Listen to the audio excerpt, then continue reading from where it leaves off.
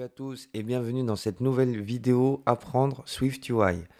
Dans cette vidéo, on va pouvoir découvrir le composant qu'on appelle SecureField. Le SecureField, c'est le champ qui nous permet tout simplement de masquer nos saisies de caractères. Par exemple, c'est le composant qu'on utilise pour des mots de passe.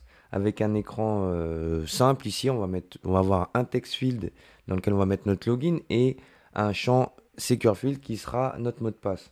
Comme ça, on va voir aussi qu'on va pouvoir mettre des règles de gestion. Par exemple, si je mets un mot de passe qui a moins de caractères et que je fais entrer, j'ai défini une règle. Mon mot de passe, il doit contenir 8 caractères minimum. Et si la règle n'est pas validée, en fait, je peux faire quelque chose de dynamique et on va voir comment l'utiliser dans ce tuto. C'est parti! Masquer, tout simplement. Alors, on va créer un projet SecureField Component. Donc, en SwiftUI et donc les cases décochées, on va pas avoir besoin. Voilà, on va pas avoir besoin de tests unitaires sur ce projet. Et je vais faire un peu d'espace. Et voilà.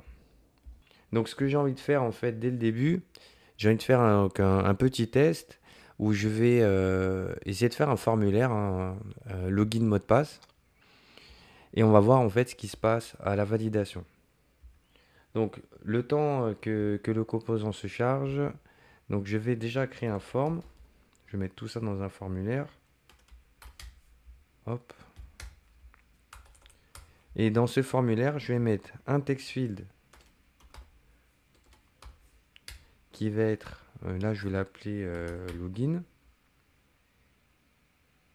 Donc, je vais utiliser donc le composant qui est donc le programmateur qui est en premier. Je pense que j'en ai pas besoin. Voilà, j'ai pas besoin des autres puisqu'on va vraiment focaliser sur le secure field.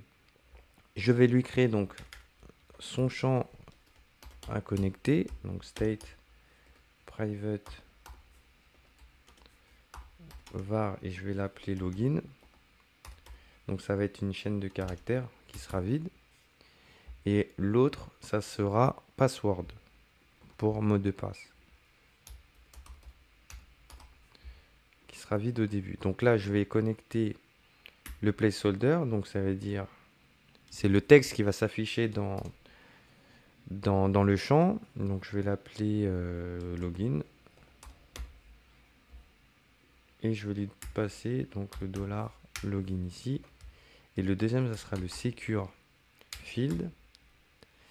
Alors, je vais pouvoir faire la même chose, sauf que je vais utiliser donc ce programmateur-là avec l'attribut onCommit. OnCommit, c'est la fonction qui va être exécutée au moment où l'utilisateur appuie sur la touche Entrée. Donc, ça va nous permettre d'effectuer une opération de validation. Donc, on va faire un premier test. Je vais le sélectionner. Je vais donc lui donner donc, le nom du placeholder, ça va être password. Je le mets en anglais. Et ici, je vais lui passer donc le $password. Et dans l'onCommit, si je sélectionne ici, donc là, on a donc une fonction, une closure, ça s'appelle, une fonction qui va être exécutée au moment où l'utilisateur va cliquer sur la touche entrée du clavier. Et ici, j'ai envie d'exécuter une fonction de validation. Alors, on va le faire en deux parties. Déjà, la première chose, je vais créer une fonction ici, grâce au mot-clé func, et que je vais appeler isPassword valide. Et cette fonction, qui ne prend pas de paramètres, va tout simplement modifier une propriété en fait que je vais mettre là. Donc je vais l'appeler tout simplement, je crois que j'ai pas besoin, je vais essayer, je crois que j'ai pas besoin de mettre $state, mais c'est pas grave. Donc je vais faire une variable et je vais l'appeler isValid, qui va être par défaut à true. Donc je vais dire que par défaut, par défaut à false. Donc le mot de passe est faux. Donc ici, cette fonction, elle va me modifier donc la propriété isValid si mon mot de passe, on dira, est supérieur à 8 caractères. Donc pour ça, je vais utiliser donc cette fonction. Donc je vais faire donc if password.count. Donc .count, ça me permet de compter le nombre d'éléments dans la chaîne de caractères. Donc ici, je vais mettre si c'est supérieur à 8. Hop, donc si je fais ça, alors le isValid est égal à true.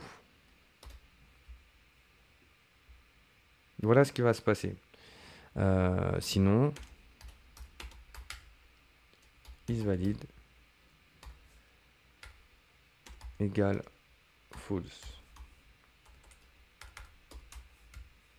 Voilà. Donc ça, c'est ce qui va se passer quand cette fonction va être exécutée. Et à l'intérieur, lorsque je vais faire entrer, je vais devoir vérifier la valeur du isValid. Et là, je vais juste appeler la fonction, donc isPasswordValid. Et à chaque fois que j'appuierai dessus, ça va m'afficher l'information. Maintenant que je vais pouvoir faire la modification, donc je vais pouvoir vérifier ici, quand ce n'est pas valide. Donc si ici, le isValid est à false, donc le point d'exclamation ici me permet de récupérer la valeur inverse. Donc, si ce n'est pas valide, c'est ça que ça veut dire ici, alors je vais rajouter un texte ici et je vais mettre ici le mot de passe doit contenir au moins 8 caractères. Voilà. Voilà, ça c'est ce qui va se passer chaque fois que je vais appuyer sur la touche entrée. Ça va me permettre de vérifier et de rajouter un texte dans l'interface. Je peux customiser aussi mon texte, hein. Je peux lui donner une couleur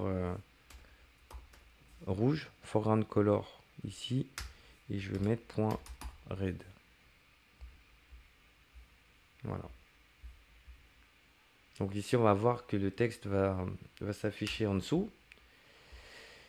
Hop, et là on est pas mal, on va être pas mal. Je vais lancer le simulateur.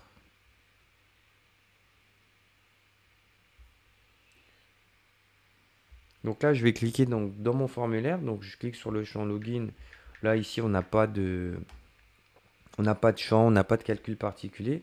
Par contre, ce qui va m'intéresser, c'est lorsque je tape mon mot de passe, donc là, le Secure Field, on voit qu'il va nous ajouter des points noirs. Donc là, si j'appuie sur Entrée, le message qui est déjà affiché en fait au début, c'est pas ce que je veux. Donc là, si je mets plus de 8, il m'a effacé. Si j'en mets moins, forcément, il va m'afficher le message d'erreur. Donc voilà, on vient de voir rapidement comment on met en place un champ de texte sécurisé hein, pour protéger la saisie, donc idéal pour les champs de type mot de passe, et appeler une fonction qui va automatiquement changer la valeur de la propriété qu'on utilise pour afficher notre message d'erreur dans l'interface. Le code il est disponible hein, dans la description de la vidéo, n'hésite pas à le télécharger sur le GitHub Happywedia.